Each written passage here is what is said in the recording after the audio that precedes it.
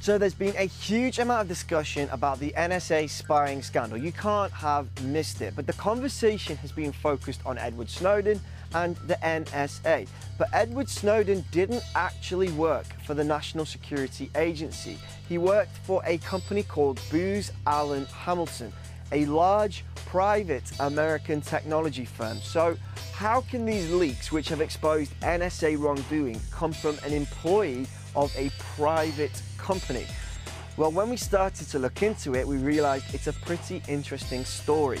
So let's start first with the company themselves. It's been estimated that 99% of their income comes from government contracts. In 2012, they had a revenue of $5.86 billion, but 23% of their contracts come from America's intelligence community, which is made up of 17 different intelligence departments.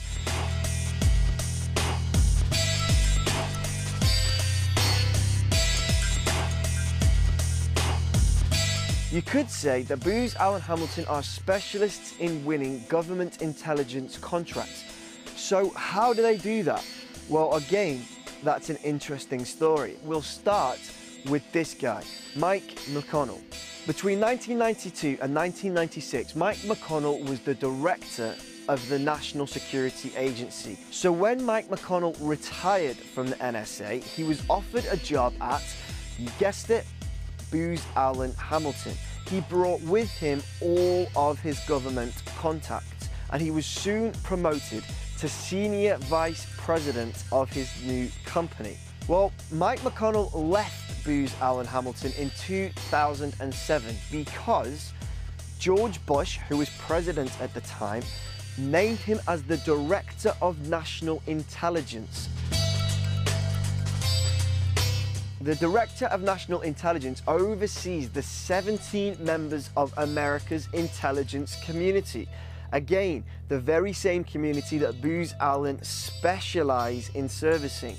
That's people like the CIA, the NSA, and a whole bunch of agencies you've probably never heard of. They all report to the Director of National Intelligence, who reports back to and advises the President. At this time, McConnell was also the chairman of the board for the Intelligence and National Security Alliance. It's a public policy forum which, according to the Washington Post, was working to introduce a growing network of private contractors, large and small, to government intelligence agencies. And no one seemed to have a problem with this. I plan to continue the strong emphasis on integration of the community to better serve all of our customers.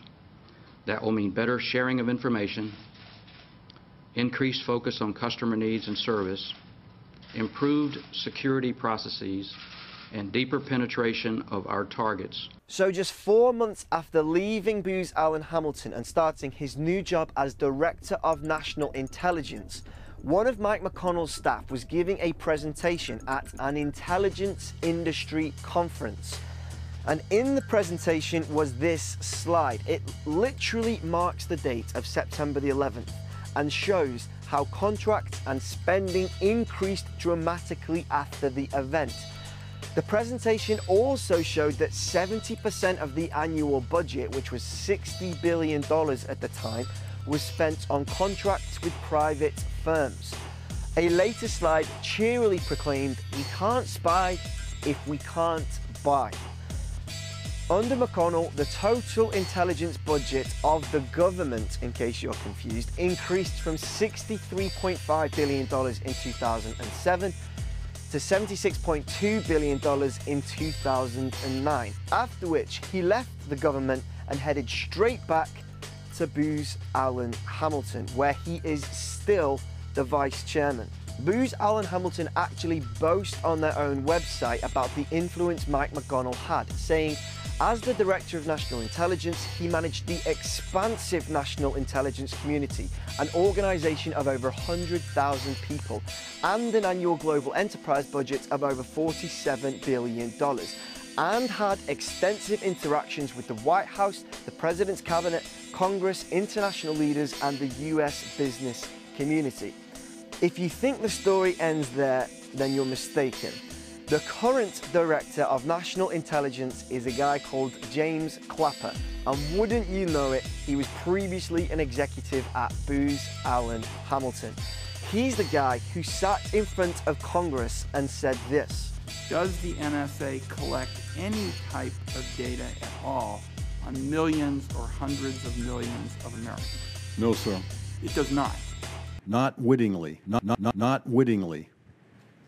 So the people appointed to the highest positions in the American intelligence agencies go and work in the highest positions of American intelligence industries. Then they go back to government, and then they go back to the American intelligence industry. You have to wonder if these guys are able to set policy whilst they're in government, then exploit that policy financially whilst they're at a private company. And it isn't isolated to these two examples either. James Woolsey used to be the head of the Central Intelligence Agency. He's currently Senior Vice President at Booz Allen Hamilton. Melissa Hathaway is a former executive at Booz Allen Hamilton. She used to work for Mike McConnell during the Bush administration. Richard J. Wilhelm, Executive Vice President of Booz Allen Hamilton. He was formerly Executive Director for Intelligence Community Affairs at the Central Intelligence Agency. But once again, the story does not end here. Booz Allen Hamilton is actually owned outright by a company called the Carlyle Group. And this is where things get even more bizarre. But you'll have to wait for part 2 in this series, which is coming out very soon. We want to hear your thoughts about this in a comment below. If you liked this video, please do share it. And if you haven't already, make sure you click subscribe so you don't miss out on part 2. We'll see you guys again next time.